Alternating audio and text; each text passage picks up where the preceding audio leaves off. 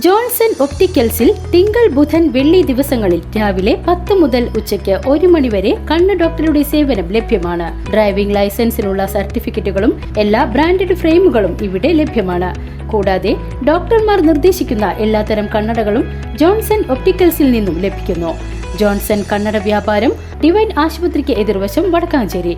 പ്രാദേശിക മാധ്യമ പ്രവർത്തകർക്കായി pension, insurance പരിരക്ഷ എന്നിവ നടപ്പിലാക്കേണ്ടത് അനിവാര്യമെന്ന് കേരള പത്രപ്രവർത്തക അസോസിയേഷൻ ജില്ലാ സമ്മേളനം പ്രമേയത്തിലൂടെ ആവശ്യപ്പെട്ടു. പ്രാദേശിക മാധ്യമ പ്രവർത്തകർക്കായി പെൻഷൻ, ഇൻഷുറൻസ് പരിരക്ഷ എന്നിവ നടപ്പിലാക്കുന്നതിന് സർക്കാരിനോട് ആവശ്യപ്പെടുന്നതിനും പ്രാദേശിക മാധ്യമ പ്രവർത്തകർക്ക് നേരെയുണ്ടാകുന്ന അക്രമങ്ങളെ ശക്തമായി നേരിടാനും കേരള പത്രപ്രവർത്തക അസോസിയേഷൻ ജില്ലാ സമ്മേളനം പ്രമേയത്തിലൂടെ ആവശ്യപ്പെട്ടു.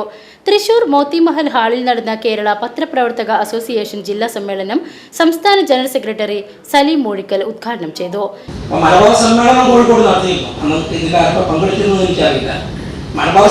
കോഴിക്കോട് പങ്കെടുത്തിരുന്നു എന്ന് പറഞ്ഞാൽ കേരള ചരിത്രത്തിൽ ഇതുപോലൊരു മാധ്യമ പ്രവർത്തകരുടെ ഒരു കൂട്ടായ്മ കേരള ചരിത്രത്തിൽ ഉണ്ടായിട്ടില്ല. KUW വിഷയങ്ങളെ പ്രധാന നേതാക്കന്മാർ ഉൾപ്പെടെയുള്ളവരാണ് പ്രസംഗിച്ചത്. കേരളത്തിൽ ചരിത്രത്തിൽ ഉണ്ടായിട്ടില്ല. 500ഓളം വരുന്ന പ്രാദേശിക മാധ്യമ പ്രവർത്തകർ ടൗൺ ഹാളിന്റെ പരിസരത്തുമായി നടന്നു നിന്ന ഒരു കേരള പത്രപ്രവർത്തക അസോസിയേഷന്റെ മലബാർ സമ്മേളനം നടത്താൻ സാധിക്കുകയും അതിന് ചെയർമാനായി നിൽക്കാൻ സാധിക്കുകയും ചെയ്തു എന്നുള്ളത് വളരെ സന്തോഷത്തോടും നന്ദിയോടും കൂടിയിട്ട് ഞാനിവിടെ ഓർക്കുകയാണ്.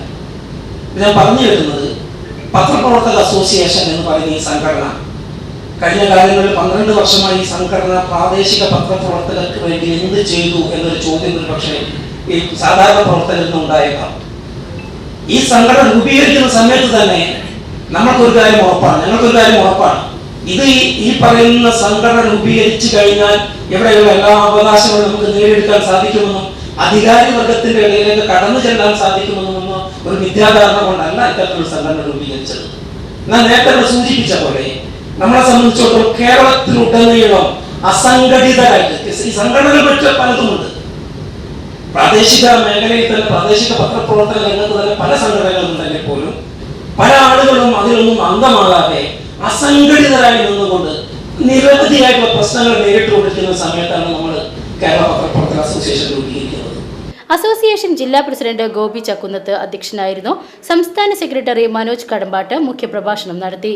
ജില്ലാ സെക്രട്ടറിമാരായ ശോഭി കെ പോൾ ഇരിങ്ങാലക്കുട, രഞ്ജിത്ത് ഗുരുവായൂർ, മേഖലാ പ്രസിഡന്റുമാരായ രാധാകൃഷ്ണൻ കൊരവൻകുഴി, രമേശ് ചേമ്പിൽ, അംഗങ്ങളായ ഫിലിപ്പ് മുളങ്ങുന്നത്തുകാവ്, ജോൺസൺ മുളങ്ങുന്നത്തുകാവ്, വരീത് ചിറ്റിലപ്പള്ളി തുടങ്ങിയവർ സംസാരിച്ചു.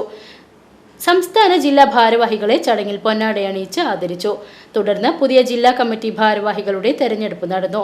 സംസ്ഥാന സമിതിയുടെ പ്രത്യേക ക്ഷണിതാവായ ഗോപി ചക്കുന്നത്തിനെ വീണ്ടും ജില്ലാ പ്രസിഡന്റായി തെരഞ്ഞെടുത്തു.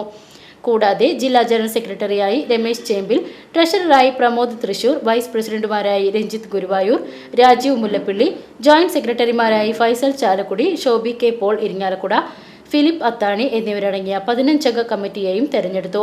വരീത് ചിറ്റിലപ്പള്ളിയെ സംസ്ഥാന കമ്മിറ്റിയിലേക്ക് ജില്ലാ കമ്മിറ്റി നോമിനേറ്റ് ചെയ്തു.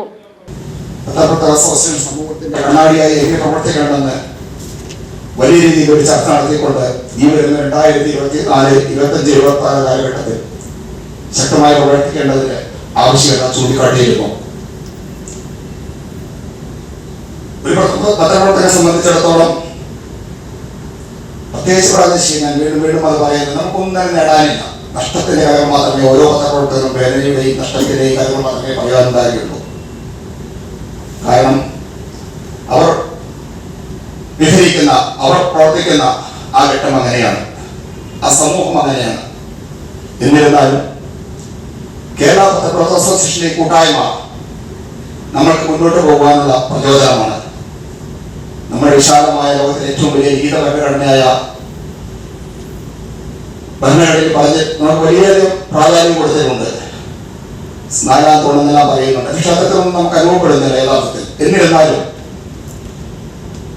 പത്രപ്രവർത്തകൻ സമൂഹത്തിന്റെ കണ്ണാടിയായി പ്രവർത്തിക്കേണ്ടത്, സദൈര്യം സത്യസന്ധമായി മുന്നോട്ട് പോകേണ്ടത് ഈ കാലഘട്ടത്തിൽ ആവശ്യമാണ്. അങ്ങനെയുള്ള സംഘടനകൾക്ക് മാത്രമേ നിലനിൽപ്പുള്ളൂ. BCV news, Thrissur.